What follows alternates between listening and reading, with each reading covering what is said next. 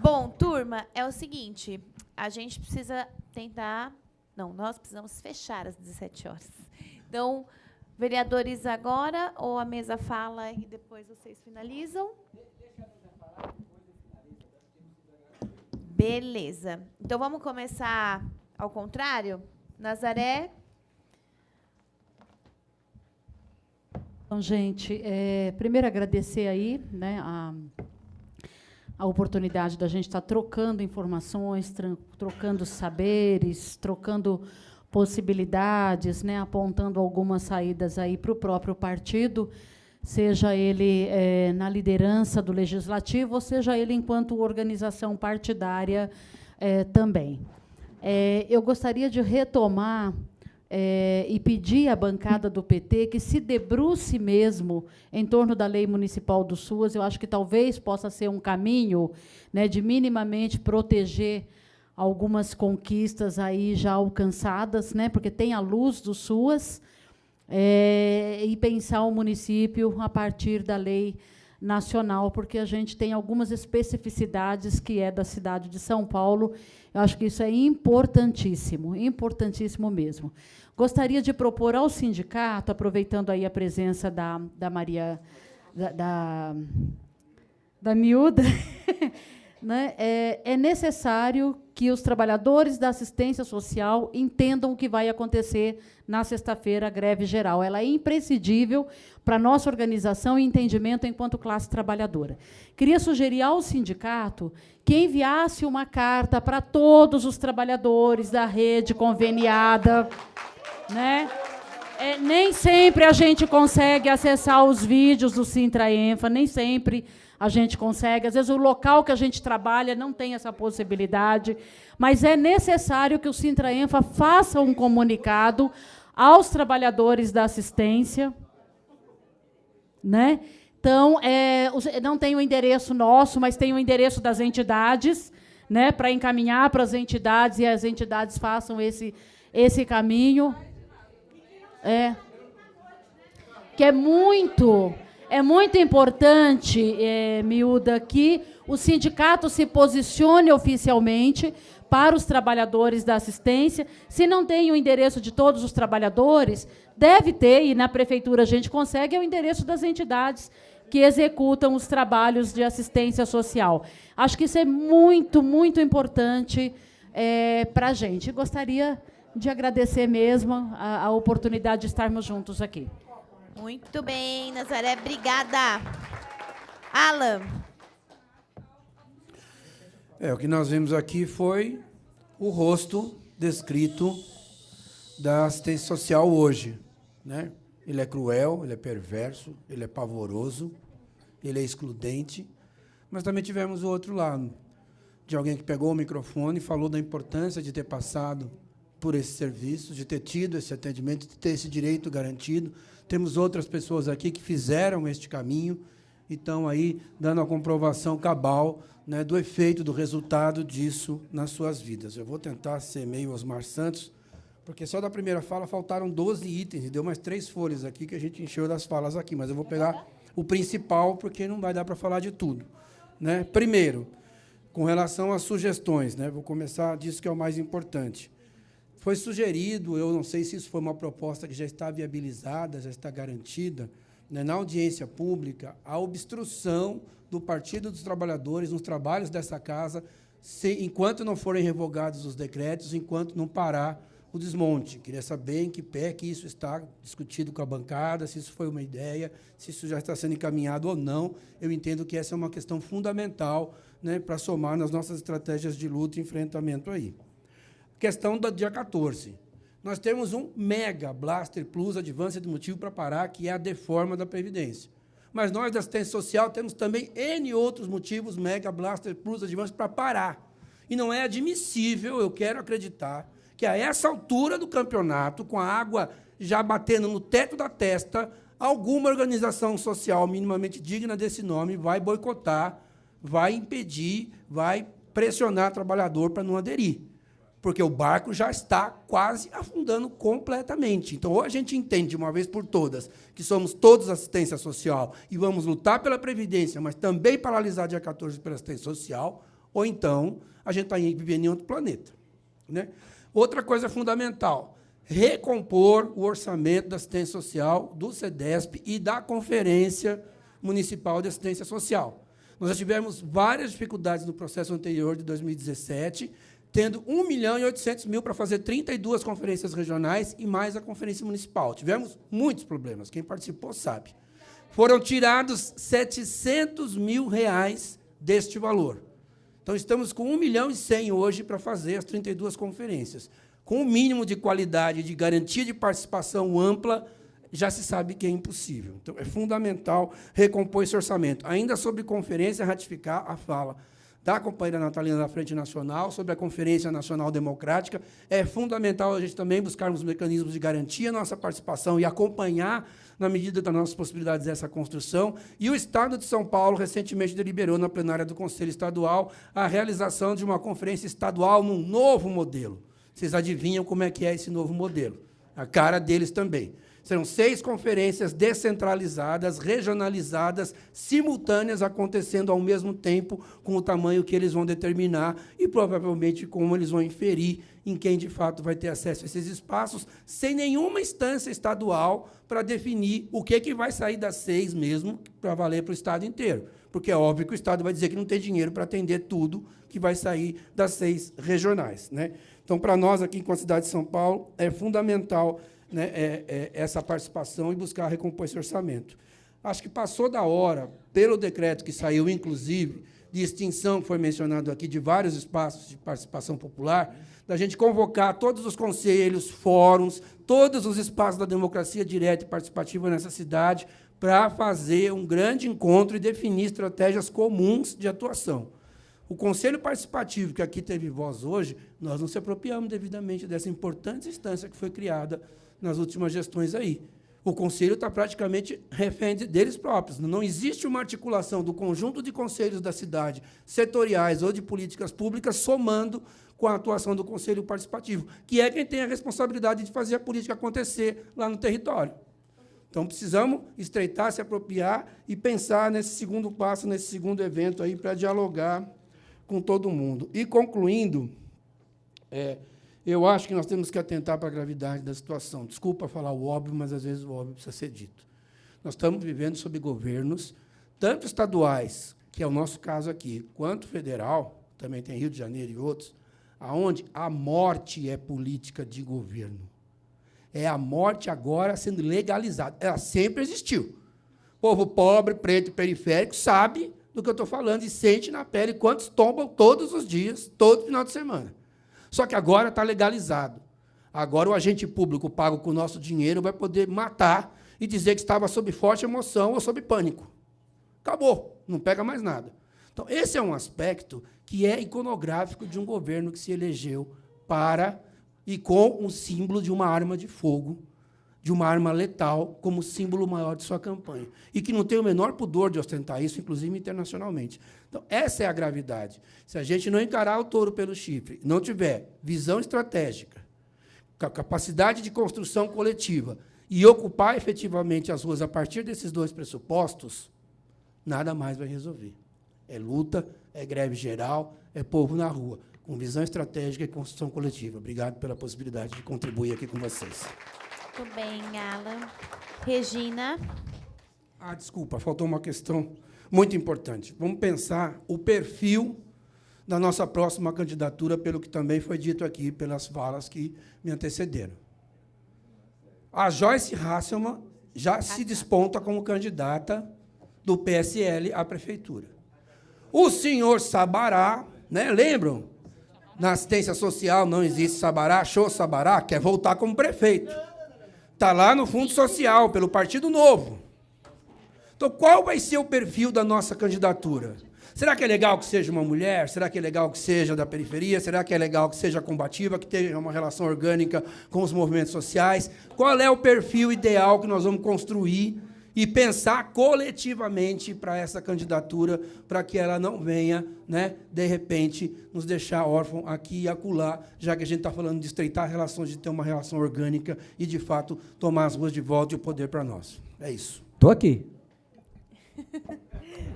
Eu não estou aqui, não. Eu vou continuar na vereda. E aproveitando, sem rachar dentro do próprio partido, né, gente? Porque é isso que quebra a militância também na base, né? Seja para eleição de conselho tutelar, conselho da criança. Eu já levei esse recado para o Boimirim, não dá para rachar entre partido, porque aí a gente fica chorando as pitangas nas plenárias, nos seminários e tudo mais, né? Já que estamos aqui, né, para trazer sugestões e propostas também, eu lembrei de mais coisas, né? A gente vai lembrando de mais coisas muito legal que a plenária vai trazendo também. A gente tem conversado muito no orçamento, que nós estamos trabalhando para manter o que temos. Mas nas lutas de orçamento a gente precisa buscar o investimento também. A Ruth falou de 15 centros de defesa da mulher, precisamos de no mínimo 32, como ela coloca, e aí vem toda a lista da assistência, né? A Nazaré traz a questão da legislação, da lei dos seus municípios, é algo que a gente vem discutindo muito, né, Nazaré, na frente também, mas a gente tem o nosso eterno sonho dos 5% da assistência, né?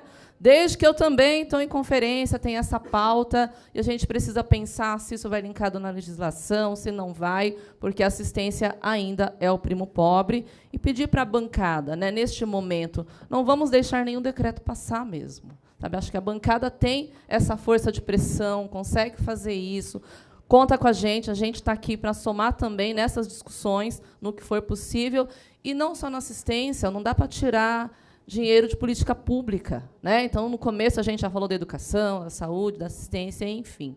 Está trabalhando por aí. E aproveitar esse espaço aqui para dizer que a gente tem, o dia 14, também sou liderança de organização, nós já estamos trabalhando a questão da paralisação lá no Ângela, somar com todo mundo na rua, e dizer também que dia 17 tem outra caminhada, né, Girlândia? Dia 17 tem a caminhada contra a violência da população idosa. Eu e o Alan estamos discutindo aqui se a gente consegue dar os informes gerais na plenária dos idosos, lá na rua mesmo, depois a gente remarca, a gente conversa aqui no final. E são momentos, como diz uma companheira nossa, Fátima Neves, que muitos conhecem, só nos resta as ruas, né? Então, é dia 14, é dia 17. E quero terminar pensando que nós todos precisamos quebrar as fake news que existem por aí. E tem uma fake news que roda, que é muito importante, que fica na cabeça do nosso usuário, que pobre nasceu para ser pobre. Não é isso, é condição momentânea imposta pelo capitalismo. E a gente precisa quebrar isso o tempo todo, desconstruir isso o tempo todo, para que a gente continue aí junto no movimento, né? Então, agradeço também o espaço, estamos aí para somar sempre, contamos com esse espaço para outras lutas também, e estamos juntos aí, dia 14, fechando as grandes avenidas aí da cidade. Valeu. Obrigada, Regina. Queria aproveitar também e agradecer a presença do Alderon, né, que sempre está aqui, foi ouvidor, da Rede Rua, que sofreu, acho que o maior embate, né, por se posicionar, por estar fazendo a discussão da política pública. O senhor Sabará, antes de sair, cortou a Rede Rua, e é um projeto muito importante para a cidade, mas a gente tem, eu acho que a gente precisa batalhar para que ele retorne, né? Não, a Rede Rua está mais viva que nunca. Não, no sentido nos projetos, Estou falando no sentido dos projetos. Ele está vivo por conta da militância, do trabalho da rua, porque está no sangue, né? É isso. Bom, aí eu vou Suplicy. Aí, assim, o que me foi me dirigido, que o Roberto vai fazer um catado de tudo, é isso? Não, só vou convidar eles. Para uma outra atividade. Então, tá. Então, vamos fazer assim. Suplicy, eu faço só uma fala final e dou para o nosso líder fazer o fechamento, né, junto com o Roberto. Suplicy. Querida Juliana, quero cumprimentar muito o líder Alfredinho, a Juliana, a cooperação do Paulo, do Roberto e das cooperações. E as falas tão significativas e importantes da Regina Paixão, do Alain Francisco Carvalho, a Maria Nazaré Cupertino, também da Ruth Alonso, e os depoimentos que cada um de vocês aqui colocaram para nós, seja da torcida corintiana, que é tão democrática e um exemplo, e os depoimentos dos moradores em situação de rua, que muitas vezes aparecem no meu gabinete, e ali procuramos verificar se há algum lugar para que possam ser atendidos, alojados e resolvidos os problemas, mas isso não é fácil. É necessário que venhamos a melhorar para valer os serviços da Prefeitura Municipal e, em especial, os serviços da Secretaria Municipal de Desenvolvimento e Assistência Social, que, conforme o diagnóstico aqui colocado, precisa ser profundamente melhorado, modificado e ter mais recursos. O Alain Francisco Carvalho, no início, falou um pouco da situação jurídica brasileira.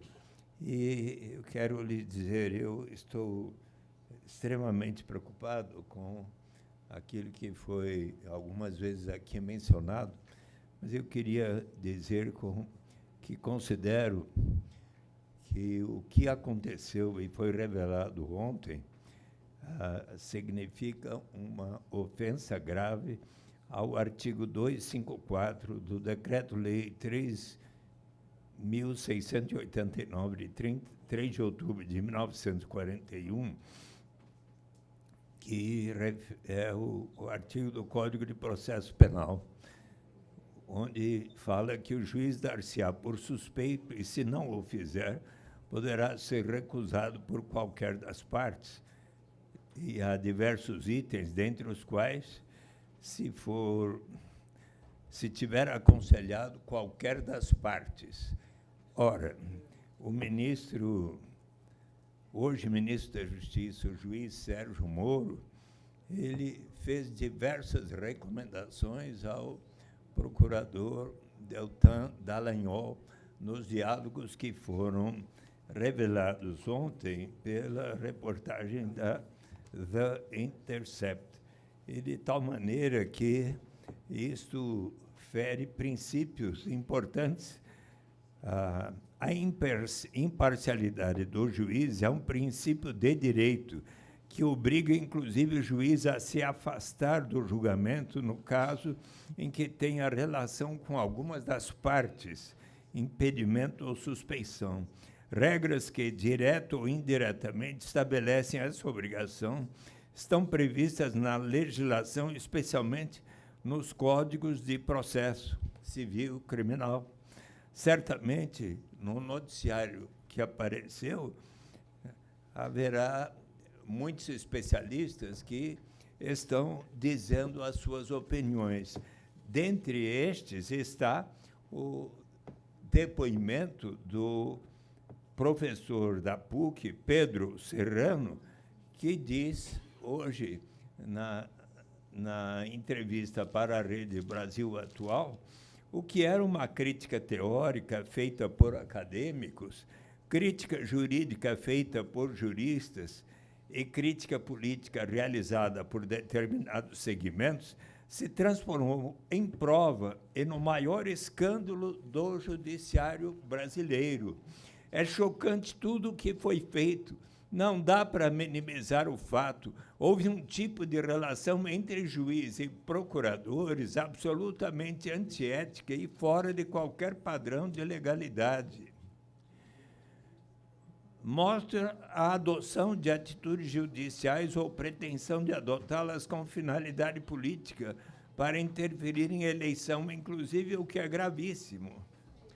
Segundo o jurista, dadas as evidências expostas pela reportagem, a condenação do ex-presidente Luiz Inácio Lula da Silva também é questionável. O processo contra Lula demonstra absoluta nulidade. Se for mantido, o judiciário brasileiro demonstra a ausência de cumprimento mínimo da Constituição e normas básicas da civilização. Temos provado documentalmente a parcialidade de Moro e que os procuradores agiam politicamente. Essa documentação foi obtida aparentemente de forma ilícita. Não creio que seja apta para gerar a criminalização de ninguém, mas isso não significa que essa documentação não possa beneficiar réus. Um deles é Lula. Do ponto de vista ético, o afastamento desses procuradores seria o mínimo para dar uma resposta à sociedade. Acho que são depoimentos muito importantes sobre os quais precisamos estar muito atentos.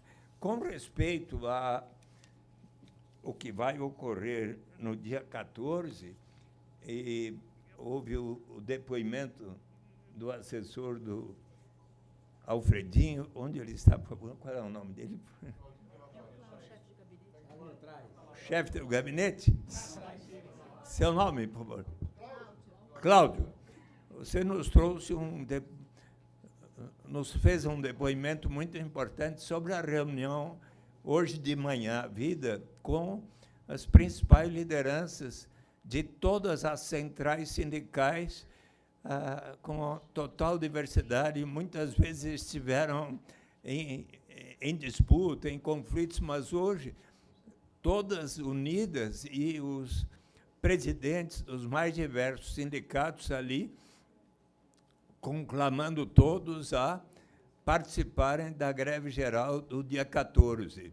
E eu quero aqui, até porque, assim como que um chamamento de bom humor, viu, Juliana, que vai lhe envolver, mas eu fui instado pelo deputado Alexandre Padilha a também fazer uma convocação que agora eu faço daqui desta tribuna, que está passando ao vivo, né?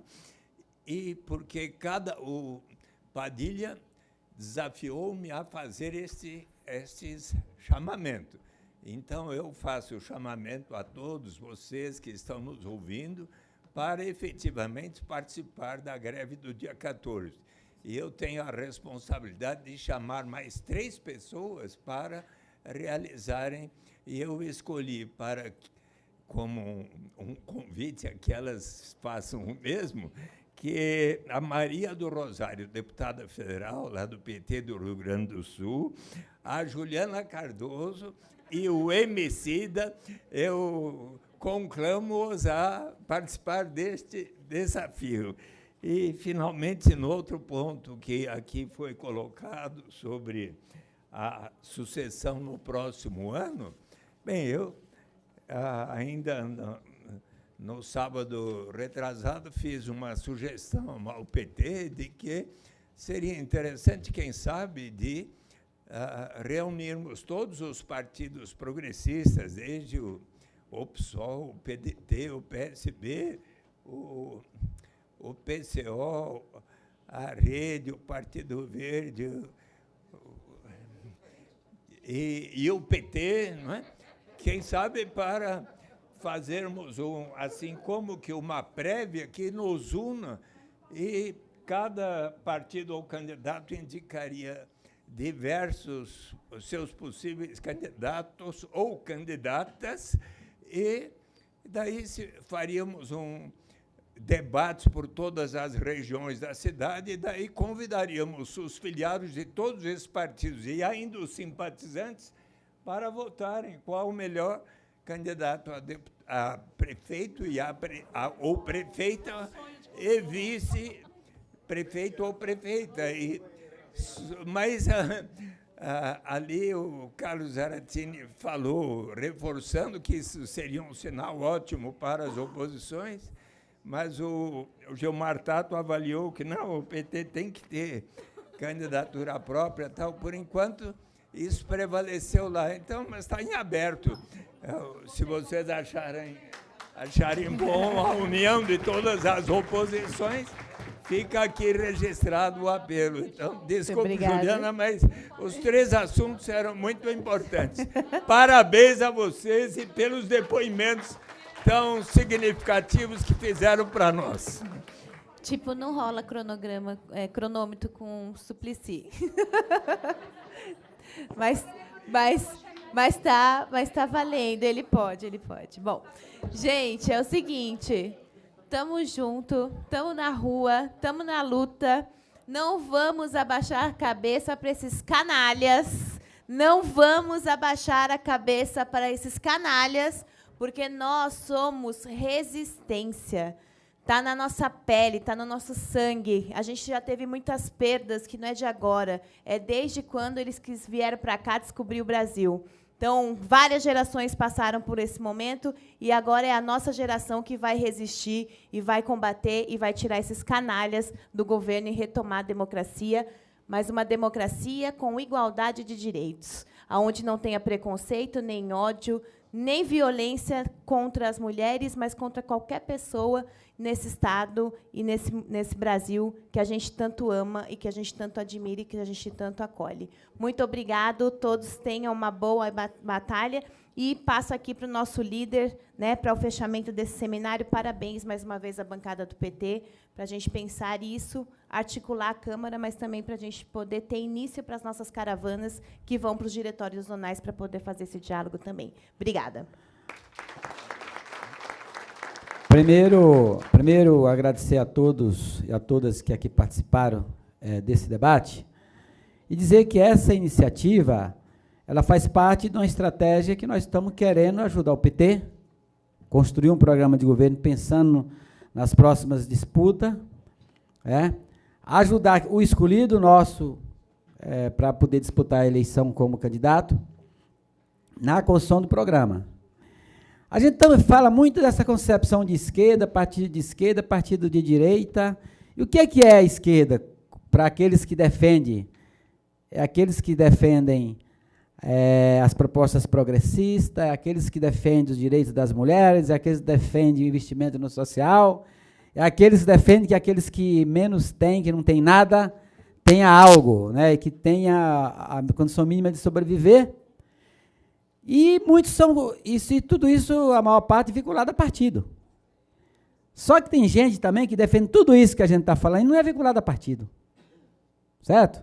Eu estava lendo uma matéria domingo, lá no Capão Redondo, tem um grupo de trabalho de pessoas lá que discutem política, inclusive a questão dos direitos das mulheres, de jovens, que não são ligados a partido, estão lá discutindo cidadania. Percebe? Então, acontece um monte de coisa que a gente não sabe, que até fora dos partidos que a gente não sabe.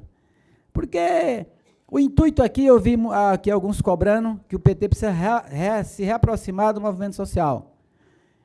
Eu sou daqueles que acham que nunca o PT se afastou dos movimentos sociais. Tem falhas de comunicações e até de, talvez, um pouco menos de participação. Só que na hora que o bicho pega, é nós que estamos aí. Com nossas falhas e nossos defeitos, mas somos nós que estamos defendendo essas bandeiras. Somos nós. Ou tem um vereador do PT no meio, ou tem um dirigente, alguém do PT, um militante do PT lá da periferia, que às vezes não olha para isso, olha para mim que sou vereador, o outro que é deputado, mas não olha um militante de base que tem participação importante em movimento dentro do bairro, que mobiliza, que representa, e às vezes não é visto. Mas é alguém do PT, alguém de concepção de esquerda que tá ali, percebe? Portanto, gente, sinceramente, naquele dia que o Lula foi preso, vocês não imaginam o que eu sofri. Nós todos, mas eu estou falando aqui um depoimento pessoal, porque eu nunca imaginei que eu ia ver o Lula sair do sindicato preso e teve que enganar a gente para poder se entregar à Polícia Federal lá na Rua Marechal, saindo pelo fundo do sindicato, como eu vi lá. Porque no primeiro momento a militância não deixou, né? E aí tinha uma ameaça que tinha que cumprir e tinha um galpão lá próximo do sindicato que estava tomado de milico. Tomado de Polícia Federal, metralhadora, armas pesadas para invadir o sindicato. Pouca gente não sabia, eu sabia que estava. Eu sabia que tinha. E que o Lula, de maneira responsável, não queria provocar um banho de sangue ali, né? E resolveu se entregar e teve que sair pela Rua Marechal, passando pelo estacionamento do sindicato da lateral, para entrar na viatura rápida na Rua Marechal. Dali eu fui embora, e quando eu cheguei em casa, eu vi uns canalha em volta que tem um setor da classe média que é um pé na merda, outro na bosta e acha que é rico, né? Acha que é rico. Percebe? E na periferia tem esse povinho metido ali em volta, tem uma casinha melhor, né? E compra a ideia daquilo que passaram para eles, que eles são elite. Soltando foguete. Soltando foguete. E eu chorei em casa, e chorei na hora lá, sem entender nada. Sem entender nada. E a gente já dizia que isso era uma farsa, e a gente sabia porque que o Lula estava sendo preso. E agora, graças a Deus, a mentira, como dizia minha avó, ela tem perna curta, mas uma hora a verdade aparece. E agora ela está aparecendo. Está vindo, ainda tem mais coisa. Paulo? O que foi divulgado é uma parte. Eles não soltam tudo de uma vez, vai soltando por etapas, né? Então vai sair mais coisa, mais confissão da farsa que foi montada, vai sair toda essa manobra que foi feita para prender o Lula. E ele dizia que o que é que ele dizia? Eu não sou ladrão, não quero tornozeleira, não quero, fico preso, mas não vou por tornozeleira e tal, porque eu sou inocente, não sou bandido. Então nós sabemos que o Lula tinha uma cota comprada no empreendimento da Bancop, que ele mesmo declarou quando disputou a eleição de 2002. E o cara foi lá, recuperou a prestação de conta, a declaração de bens dele para a eleição, foi lá, em cima disso, montou um processo com a história do triplex, até chegar a história da OAS, com o dinheiro da Petrobras, e condenou, para poder deixar o nosso grande líder preso, né? Então, essas coisas, a gente magoou e a gente sofreu. Eu hoje, passando nas padarias e vendo o povo metido que lá toma café, e muitos da direita, e encontrando alguns, e o próprio pessoal, mesmo aqueles que defendeu e gostou da prisão dele, percebendo que foi uma farsa montada. Então, nós estamos num bom momento. E esse bom momento, ele pode coroar com a greve geral dia 14. Essa notícia que o Claudinho trouxe aqui, das centrais sindicais e o setor de transporte, ela é muito importante, porque nós sabemos que o movimento sindical brasileiro não é tão organizado assim, que impeça trabalhadores, se tiver transporte funcionando, de trabalhar. Porque são poucos grandes sindicatos que têm esse poder de mobilização. E quando o sindicato do serviço de transporte acabou, porque aí o trabalhador realmente não vai trabalhar porque não tem condição. É lógico que o setor do funcionalismo público, esse a gente tem que cobrar, que tem que parar, mesmo que o sindicato esteja, sindicato de transporte não pare. Esse setor, a gente tem que cobrar, que tem que parar, porque ele que está sendo desmoralizado, está sendo dito que são os marajás. Não é vocês, assistente social, é o setor do funcionalismo, por ter uma aposentadoria diferenciada do setor privado, está sendo taxado como marajás. E é o setor que vai mais ser atacado nessa discussão da Previdência. Então, gente, o mais aqui para encerrar, eu queria só dizer, porque eu vi aqui algumas falas, e eu fico muito contente porque a gente está fazendo esse trabalho, eu vi que vem morador em situação de rua aqui, menino jovem, dizer o que sofre na rua, opinar aqui, e vi algumas falas assim, e muitas vezes passa a impressão que as assistentes sociais têm culpa. Primeiro que a assistente social, que entra num setor desse, não é para ganhar dinheiro, porque o salário é pequeno. Ela entra pelo amor e pelo aquilo que ela tem convicção. E se tem ONG que faz, trabalho desonesto, essas têm que ser varridas do mapa. Mas as ONGs que trabalham, que fazem um bom trabalho, que faz um trabalho honesto, nós temos que defender.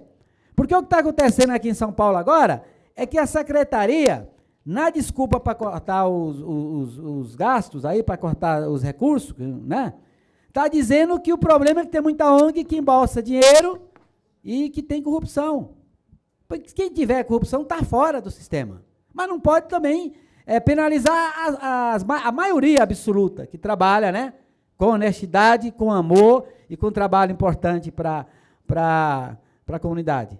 Isso não pode ser feito. E para terminar, Vala, assim, a questão da obstrução da casa aqui, Eu conversei com o presidente da casa e disse para ele, ó, se não resolver esse problema dos cortes na área da assistência, vai ter problema.